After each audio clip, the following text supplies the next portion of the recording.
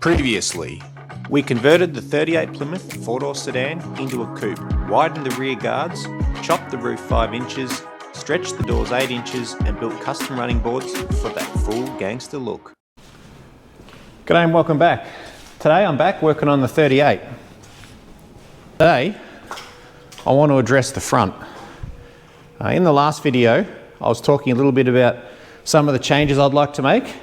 Mainly that I don't want to have this bulbous nose grille anymore. I want the grille to go back like on a rake, and I was sort of talking through what some of the options are. I've had a good think about it, and I reckon that what I'm going to do is start cutting it up, and hopefully we can get a result, a good result. But yeah, sometimes you got to break eggs to make omelettes. But before I do that, actually, the front's not bolted together properly. It's all just sort of sitting on there. So I'm going to bolt it all together just so I can get the spacing right and get the grille on the angle that it should be on. At the moment, it's leaning a little bit forward.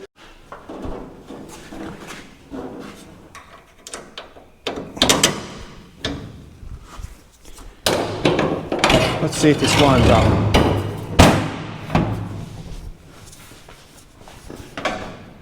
It's not bad. I mean, the gap's a little bit here, bigger here on the other side, but you know, it's all sort of just in there.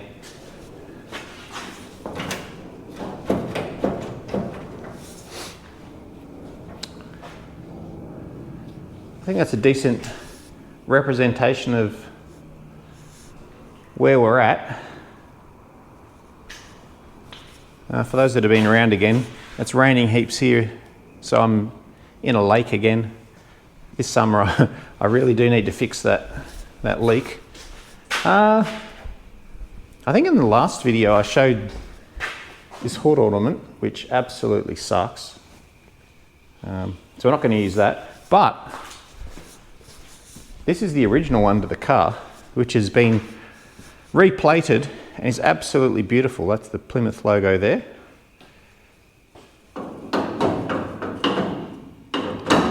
That's how it would sit on, and obviously the grille's supposed to be much further out, more prominent than it is. It's just sort of hanging in there at the moment. But I really like that. I think that will be going on the car. All right, so I guess there's nothing left to do but chop.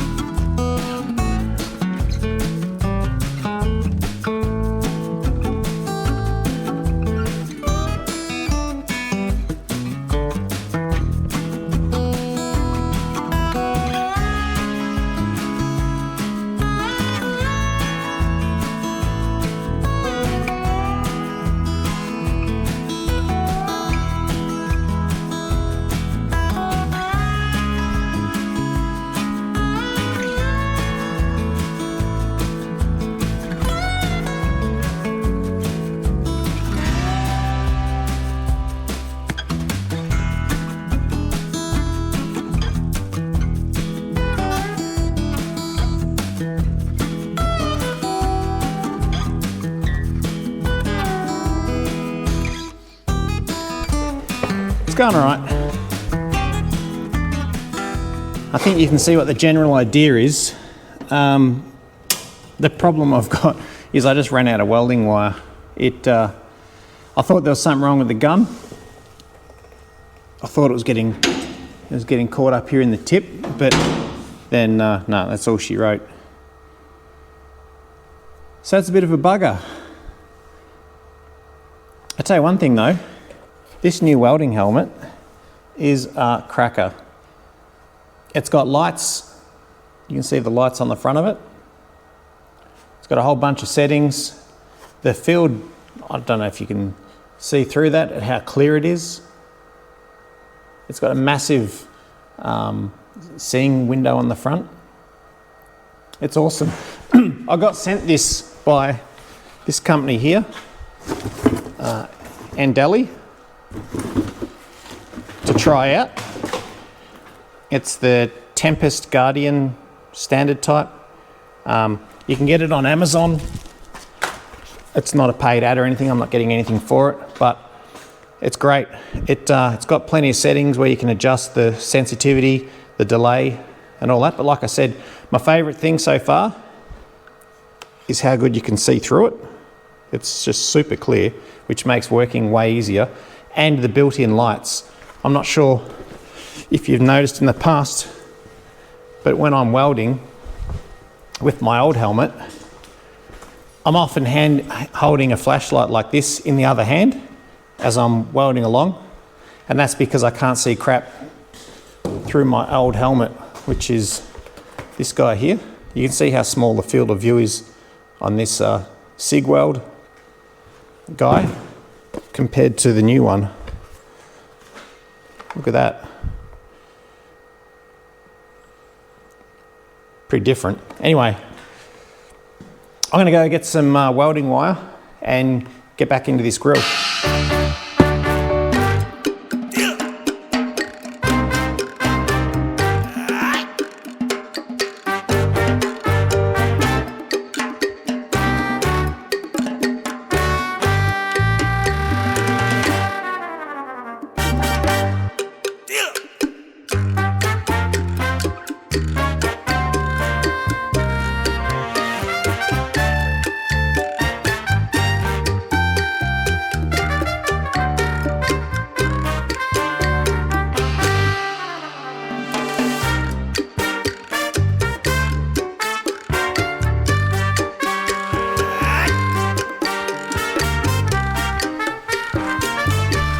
So I put some 5mm round bar around the inside of this edge here to dress it.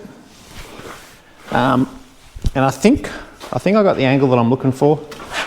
This is sort of looking side on.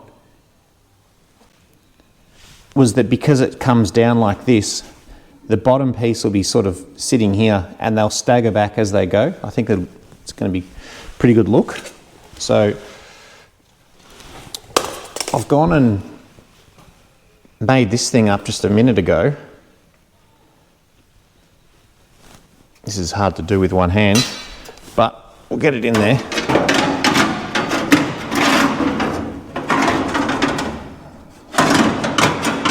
This will sit, this is going to sit on the inside. This round edge is going to get body worked eventually. I'll weld the whole thing up solid, body work it, and it's on the inside, so it'll just blend in and give it that nice finished edge. And then this guy, it'll sit inside like that. And I'm going to fix it up the top here. There's some holes here where the old grill used to mount through. I'll have them, I'll nut and bolt it with riv nuts or something to hold that up there.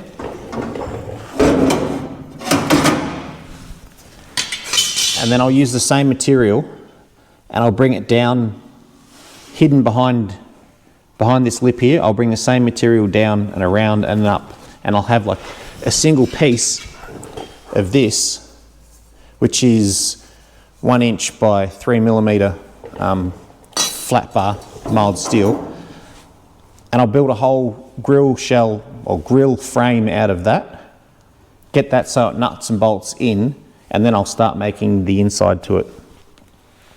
I haven't done this sort of thing before, And I do read the comments, and I read some of the funnier comments in there suggesting you should stay within your skill set, but you never get better if you don't try things.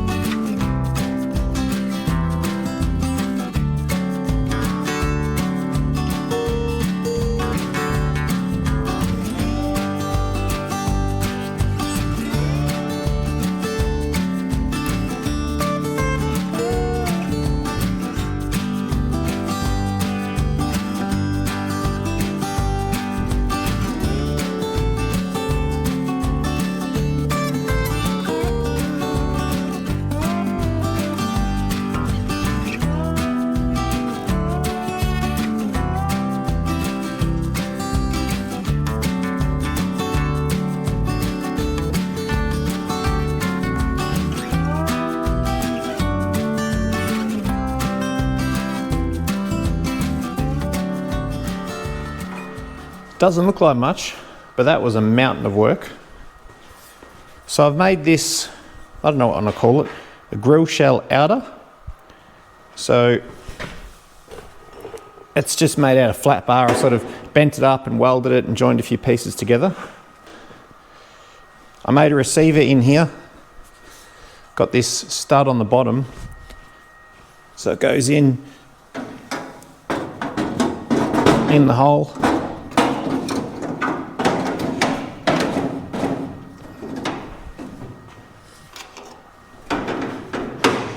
And then there's two bolts that retain the top.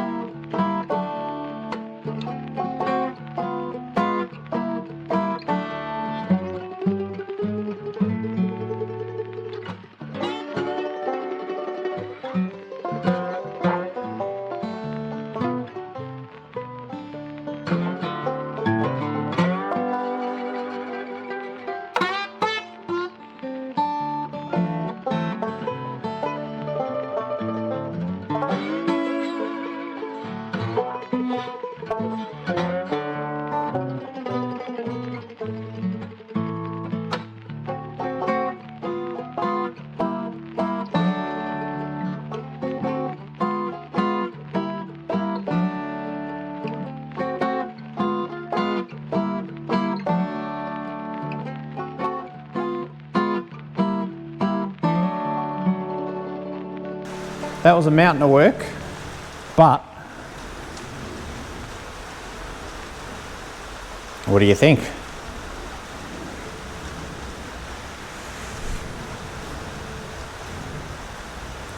I love it.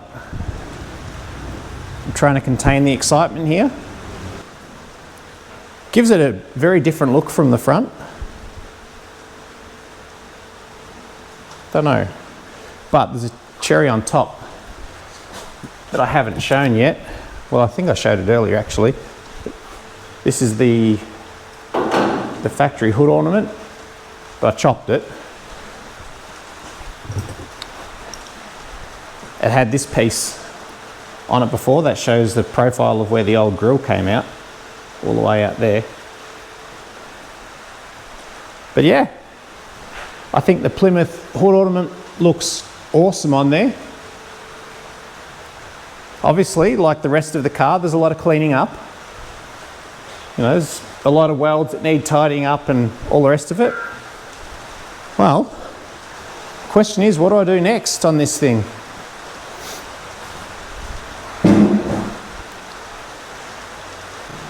But we're making progress. Thanks heaps for watching. I'll catch you on the next one.